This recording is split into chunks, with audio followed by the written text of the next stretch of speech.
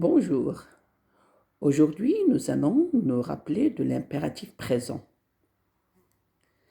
En principe, l'impératif présent, on l'utilise pour donner un ordre.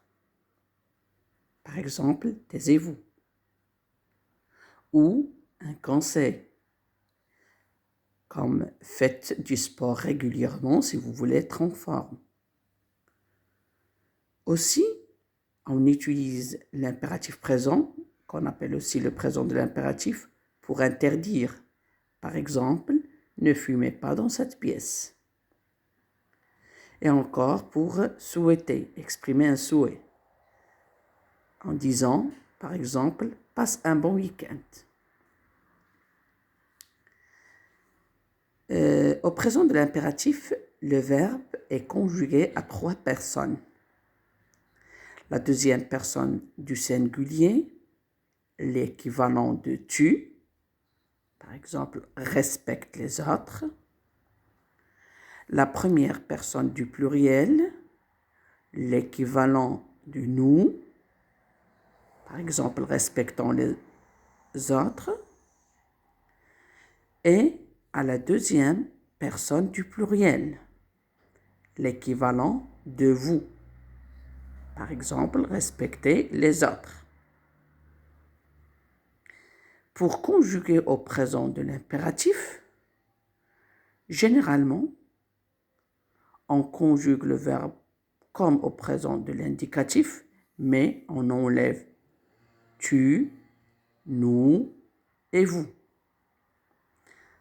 Alors, on n'utilise pas ces pronoms personnels tu, nous et vous à l'impératif présent. Les verbes du premier groupe, par exemple, comme le verbe respecter ici, il n'a pas pris un E. Alors, à l'impératif présent, les terminaisons des verbes du premier groupe, à la deuxième personne du singulier, pas de S.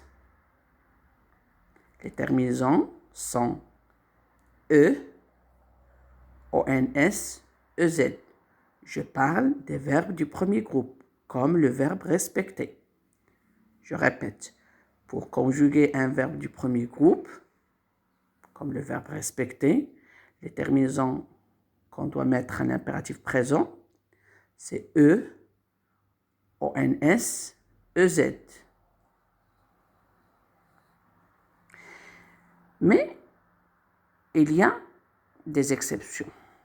Alors, les verbes du premier groupe doivent prendre un S à la deuxième personne du singulier quand. Quand le verbe est suivi des pronoms on ou i, la lettre Y. Par exemple, le verbe parler, un verbe du premier groupe. À la deuxième personne du singulier, je dis parle-en à ta mère. Il y a un pronom ici, le pronom on. Alors je dois mettre le S.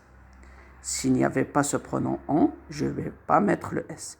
Mais puisqu'il est suivi du pronom on, je dois mettre le S. Et je dis parle-en à ta mère. Par exemple, le verbe retourner. Retourner, un verbe du premier groupe. Ici, conjugué à la deuxième personne du singulier. On ajoute le S. Pourquoi? Parce qu'il est suivi du pronom I, la lettre Y. Alors, je récapitule. Les verbes du premier groupe, lorsqu'on les conjugue à l'impératif présent ou bien le présent de l'impératif, à la deuxième personne du singulier, on ajoute le S si ils sont suivis du pronom on ou du pronom i. Et les verbes en CER, comme placer, prennent une cédille à la première personne du pluriel. Et la terminaison de la première personne du pluriel, c'est ONS. Exemple, plaçons les fleurs dans le vase. Alors ici, on voit un O. Ici, la lettre C prend une cédille.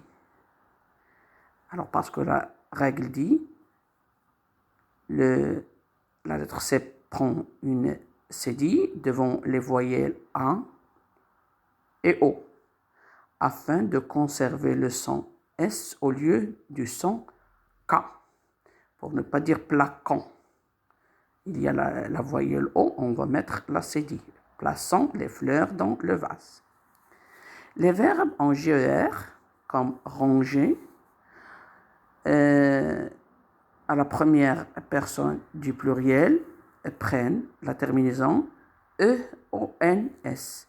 Exemple, rangeons nos valises. Ici, devant la voyelle O, ici, pour conserver le son G, il faut ajouter le E.